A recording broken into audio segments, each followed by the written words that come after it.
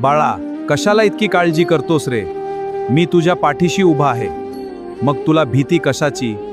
संकट मोठं वाटतंय म्हणून खचून बसू नकोस. ज्याच्या नावाने पर्वत हलतात त्या मारुतीरायाला हाक मार. ऐक, हा छोटासा पण अत्यंत प्रभावी उपाय. हातात थोडंसं स्वच्छ पाणी घे, डोळे मिट आणि मनापासून म्हण, हे स्वामी समर्था, माझ्या आयुष्यातील संकट दूर करण्यासाठी मी हनुमंताची सेवा करीत आहे. मला धैर्य, शक्ती आणि मार्गदर्शन द्या. आणि ते पाणी हळू जमिनीवर सोड. यानंतर सर्वप्रथम एक माळ 108 वेळा श्री स्वामी समर्थ या मंत्राचा जप कर. कारण गुरूंची कृपा असेल तरच प्रत्येक साधना सफल होते. मग शांतपणे, पूर्ण भावनेने किमान 3 वेळा हनुमान चालीसा पठण कर. आणि मन पूर्ण भक्तीने भरलेलं असू दे. आणि जर संकट फारच मोठं असेल तर एकदा तरी संकटमोचन हनुमानाष्टक नक्की वाच.